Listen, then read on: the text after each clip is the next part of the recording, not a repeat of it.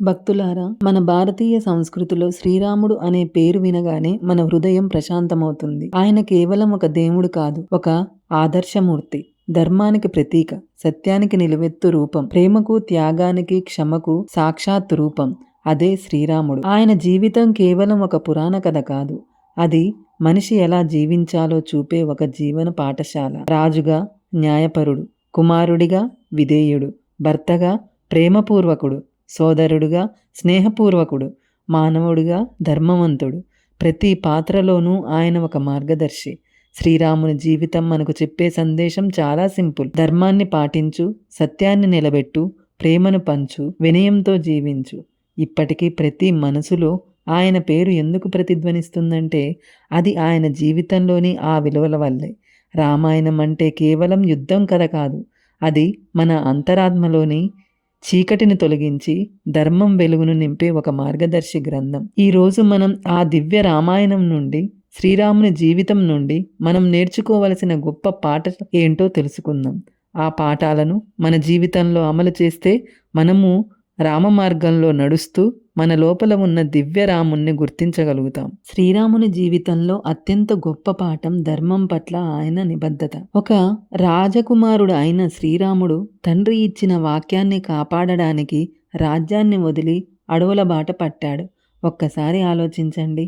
రాజ్యభారం ఆయన భుజాలపై పెట్టబడ్డ సమయానికే తల్లి కైకేయి మాట విని తండ్రి దశరథుడు బాధతో తలదించుకున్నాడు. కానీ శ్రీరాముడు ఎటువంటి ఆవేశం లేకుండా, ఎటువంటి వాదన లేకుండా తండ్రి మాట ధర్మం, ఆ మాట నెరవేర్చడం నా కర్తవ్యం అని అన్నాడు. అదే ఆయన మహత్యం. అరణ్యంలో తాపం, వర్షం, కష్టాలు ఎదురైనా ఆయన ఎప్పుడూ ధర్మ మార్గం వదలలేదు. అవమానం ఎదురైనా, అన్యాయం జరిగిన ధర్మమే నా దారి అని ముందుకు నడిచాడు. మనము ఆయనలాగే ప్రతి పరిస్థితుల్లోనూ ధర్మం పట్ల నిబద్ధత కలిగి ఉంటే మన జీవితాలు కూడా దివ్యంగా మారతాయి. ధర్మం అంటే కేవలం మతం కాదు, అది సత్యం, అదే న్యాయం, అది మన హృదయానికి శాంతి ఇచ్చే దారి. శ్రీరాముడు చూపిన మార్గం మనకు చెబుతుంది ఏమిటంటే, ఎంత కష్టమైనా సత్యాన్ని విడవకు, ఎంత ప్రలోభమైనా ధర్మాన్ని వదలకు. అలాగే శ్రీరాముడి నుంచి మనం నేర్చుకోవాల్సింది త్యాగం మరియు వినయం. అంటే శ్రీరాముడు ఎంత శక్తివంతుడైనా, ఎంత గొప్ప రాజకుమారుడైనా ఆయనలో ఎప్పుడూ అహంకారం లేదు. అది ఆయన జీవితంలోని మరో మహోత్తర గుణము వినయం. ఆయనకు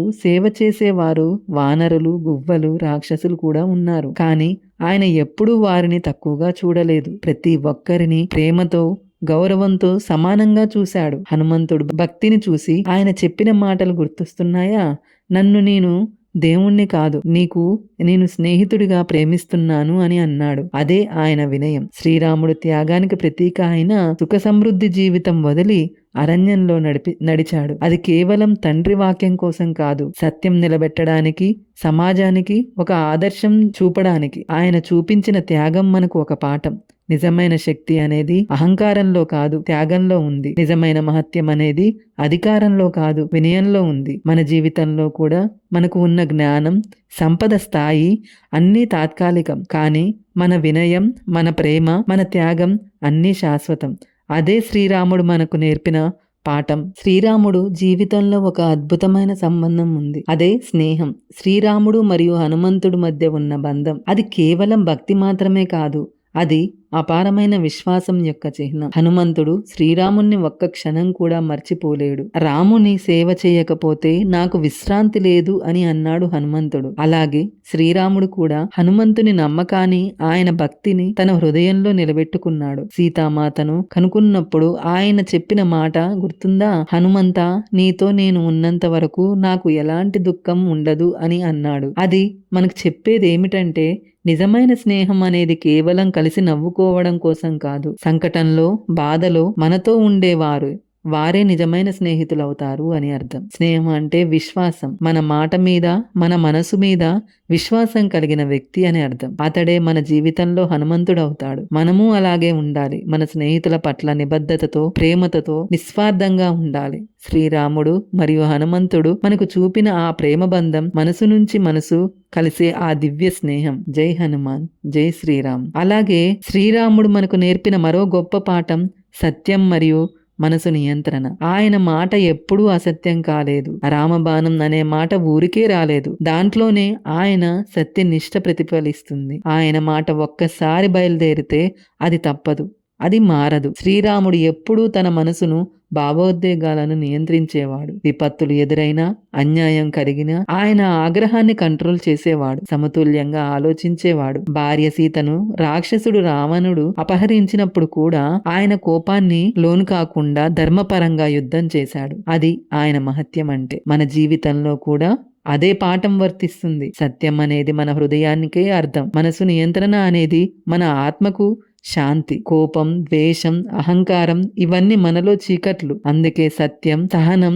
నియంత్రణ ఇవే మనసులోని వెలుగు. శ్రీరాముడు మనకు చెప్తున్నాడు ఏమిటంటే, ఎంత కష్టమైన సత్యం చెప్పు, ఎంత ప్రలోభమైన మనసును అదుపులో ఉంచుకో. అదే ఆయన చూపిన దివ్య మార్గం. అదే మనం నడవాల్సిన రామ మార్గం. శ్రీరాముడు కేవలం రాజు కాదు, ఒక ఆదర్శ కుటుంబ సభ్యుడు కూడా. తండ్రి మాట కోసం రాజ్యాన్ని వదిలి అరణ్యంలో అడుగుపెట్టినప్పుడు అది ఆయనలో ఉన్న విధేయత, గౌరవం, బాధ్యత యొక్క చిహ్నము. తల్లులు కౌసల్య, సుమిత్ర, కైకేయి వారందరికీ ఆయన చూపిన గౌరవం మనందరికీ ఆదర్శం. సోదరుల పట్ల ఆయన ప్రేమ, ప్రత్యేకంగా లక్ష్మణుడిపై ఆయన చూపిన అనుబంధం మనసును కదిలించే దివ్య బంధం. సీతామాత పట్ల ఆయన చూపిన ప్రేమ శుద్ధమైన ప్రేమ, సత్యమైన ప్రేమ. సుఖంలో కాదు, దుఃఖంలో కూడా ఆమెకు అండగా నిలిచిన ప్రేమ. అది మనకు నేర్పుతుంది ఏమిటంటే, కుటుంబం అనేది మన జీవనాధారం. దానిని గౌరవించడం, రక్షించడం మన బాధ్యత. కుటుంబ బంధాలు భగవంతుడు ఇచ్చిన వరం. వాటిని నిలబెట్టుకోవడమే నిజమైన భక్తి. ప్రేమ, గౌరవం, బాధ్యత ఈ 3 విలువలు ఉంటేనే